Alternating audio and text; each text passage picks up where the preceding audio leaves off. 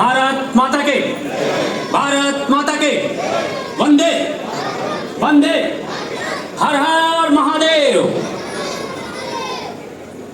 भारत की स्वतंत्रता में जो आंदोलन प्रारंभ हुआ से लोकमान्य बाल गंगाधर तिलक, जो एक महाराष्ट्र के ब्राह्मण परिवार से आते हैं, उन्होंने 1882 में केसरी में एक आर्टिकल लिखा और आर्टिकल था कि भारत को यदि भविष्य में भोजन प्राप्त करना है तो मशीन से के माध्यम से ही प्राप्त होगा।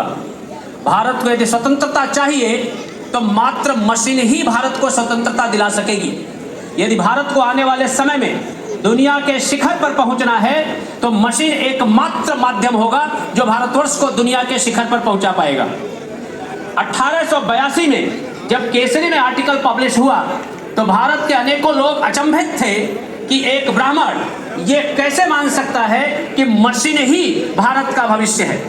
आपको मैं बताऊं, आज जब नेशनल एजुकेशन पॉलिसी 2020 लागू हुआ तो उसमें सबसे ज्यादा जोर हम उसी बात पे कर रहे हैं जिस बात को आज से लगभग 150 साल पहले हमारे मानवता पूर्वज बाल गंगाधर तिलक ने कहा था। यदि समय रहते हमने अपने स्वतंत्रता सेनानियों की बातें सुनी होती तो आज जो चाइना के पास 28 लाख फैक्ट्रियां हैं और हमारे पास मुश्किल से 2.5 लाख फैक्ट्रियां हैं, शायद इस कंपटीशन में हम चाइना से काफी आगे होते। अगर हमने समय रहते अपने पूर्वजों को सुना होता तो आज भारतवर्ष तीसरी या 5वीं इकोनॉमी का युद्ध न लड़ रहा होता, बल्कि हम दुनिया के शिखर पर होते। आज हमारे सामने जो बेरोजगारी की समस्या है, ये समस्याएं समाप्त होती क्योंकि हमारे पूर्वजों की बातों को यदि हमने माना होता। अभी भी समय है, हमारे पूर्वजों ने हमको सिखाया कि जितना ज्यादा हम स्किल डेवलपमेंट की तरफ जाएंगे उतना भारतवर्ष बेहतर दिशा में आगे जाएगा। मेरा ऐसा मानना है कि आज का ये कार्यक्रम, आज समस्त गुजरात ब्राह्मण समाज के माध्यम से जो कार्यक्रम आयोजित किया गया है, वो कहीं ना कहीं लोकमान्य बाल गंगाधर तिलक के सपनों को साकार करने की दिशा में एक कदम है। जितना ज्यादा हम स्किल डेवलपमेंट की तरफ, मैन्युफैक्चरिंग की तरफ, इंडस्ट्रीज की तरफ, जितना ज्यादा हम उद्योग की तरफ जाएंगे उतना तेजी से भारतवर्ष दुनिया के शिखर की तरफ जाएगा।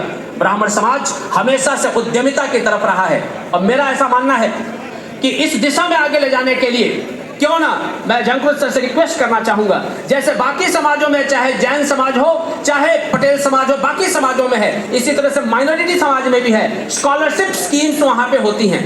क्यों ना हम ब्राह्मण विद्यार्थियों के लिए छात्रवृत्ति योजनाएं हम लॉन्च करें, उन विद्यार्थियों के लिए जो स्किल डेवलपमेंट की तरफ जाना चाहते हो, जो किसी भी तरह के टेक्निकल कोर्सेज की तरफ जाना चाहते हो।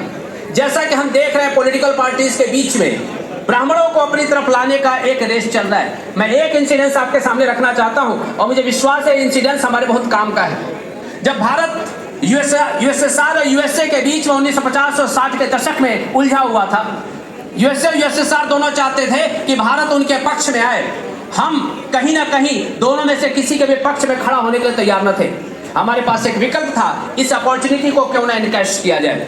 हमने यूएसएसआर के सामने प्रपोजल रखा कि हम पढ़ाई की तरफ, टेक्निकल डेवलपमेंट की तरफ आगे जाना चाहते हैं। यूएसएसआर अगर इसमें सहयोग करता है तो अच्छा। यूएसएसआर ने हमको अच्छा खासा फंड दिया, लगभग $150 बिलियन। $150 मिलियन की मदद से हमने आईआईटी मुंबई बनाया।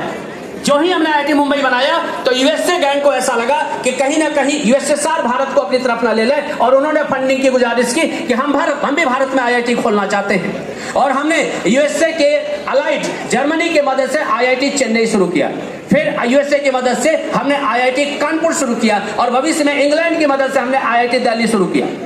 कहने का तात्पर्य क्लियर है कि जब दुनिया हमारी तरफ देख रही हो तो उस समय का उपयोग करके अगर हम स्किल डेवलपमेंट की तरफ जाएं, एजुकेशन की तरफ जाएं, सेल्फ डेवलपमेंट की तरफ जाएं, कैपेसिटी बिल्डिंग की तरफ जाएं, तो आज आप जो भारतवर्ष देख रहे हैं, ये भारतवर्ष का निर्माण इसलिए हुआ क्योंकि समय रहते दुनिया जब रेस में उतरी हुई थी तो उसका फायदा उठा करके हमने टेक्निकल एजुकेशन को अपनी तरफ किया। मुझे विश्वास है कि हमारे पास ये एक मौका है। बीइंग अ ब्राह्मण, एक ब्राह्मण समाज के तौर पर हम इस समय का पूरा फायदा उठाएं और हर तरह की योजनाओं का बेनिफिट लें, चाहे वो भारत सरकार की हो या गुजरात समाज सरकार की हो या किसी भी स्तर पर। इस समय भारत सरकार लगभग, गुजरात सरकार, भारत सरकार और अनेकों प्राइवेट ऑर्गेनाइजेशंस मिलकर भारतवर्ष में लगभग 150 स्कॉलरशिप प्रोवाइड करती हैं। 150 स्कॉलरशिप में स्टैंडर्ड 1 से लेकर के पीएचडी तक आप स्किल डेवलपमेंट से लेकर के शॉर्ट टर्म कोर्सेज तक हर तरह के कोर्सेज के लिए स्कॉलरशिप्स अवेलेबल हैं।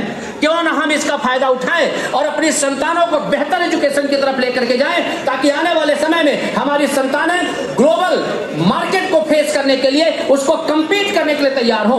अपॉर्चुनिटीज को एनकैश करना समय की सबसे बड़ी आवश्यकता है। जो लोग समय के साथ अब इन अपॉर्चुनिटीज को एनकैश करेंगे वो डेफिनेटली दुनिया को लीड करेंगे, जैसा ज्यूज कम्युनिटी ने इजराइल के किया।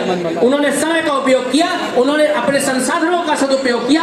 आज इतना छोटा सा जर्मनी, 1 से 1.5 करोड़ की आबादी, दुनिया के लगभग 250 करोड़ उनके दुश्मनों पे भारी पड़ती है, क्योंकि उन्होंने स्किल डेवलपमेंट पे फोकस किया, स्वयं की कैपेसिटी बिल्डिंग पे फोकस किया, दुनिया की अपॉर्चुनिटीज को अपने पक्ष में मोड़ा। हमारे पास वक्त है कि दुनिया की अपॉर्चुनिटीज को अपनी तरफ मोड़े, और जो अपॉर्चुनिटीज को अपनी तरफ मोड़ेगा वही दुनिया पे शासन करेगा। हम ब्राह्मणों के अंदर ये टैलेंट है, हमारे अंदर ये गुण है, हमारे पास संभावनाएं हैं, हमारे पास अपॉर्चुनिटीज हैं। क्यों ना हम मिल करके इस अपॉर्चुनिटीज को एनकैश करें। मुझे पूरा विश्वास है हम मिल करके इस अपॉर्चुनिटी को एनकैश करेंगे और आने वाले समय में सूर्य की तरह हम तपेंगे। सूरज जैसा तपना है तो सूरज जैसा तपना होगा, सूरज जैसा बनना है तो सूरज जैसा तपना होगा, नदियों से आदर पाना है तो पर्वत छोड़ निकलना होगा। हम रामकृष्ण के वंशज हैं, क्यों सोचे राह सरल होगा, हर संघर्ष सफल होगा। हम ब्राह्मण मिलकर के आने वाले समय में दुनिया को आज तक हम रास्ता दिखाते रहे हैं, उद्यमिता की तरफ भी रास्ता दिखाएंगे और हम स्किल डेवलपमेंट की तरफ जाएं रहेंगे। इन्हीं शब्दों के साथ मैं एक बार फिर से ऑर्गेनाइजर्स का आभारी हूं कि आपने मुझे आज इस कार्यक्रम में उपस्थित होने का सौभाग्य प्रदान किया है। ये मेरी यूनिवर्सिटी मेरे लिए, समस्त समाज के लिए मैं मानता हूं कि एक अपॉर्चुनिटी है। धन्यवाद, आप लोगों ने मुझे यहाँ पर बुलाया, इसके लिए मैं एक बार फिर से अंतःकरण से आप सभी को प्रणाम करता हूं और आने वाले बेहतर और भी बेहतर इस तरह के कार्यक्रमों की भगवान से प्रार्थना करता हूं। भारत माता के, भारत माता के, वंदे वंदे, हर हर महादेव, जय परशुराम।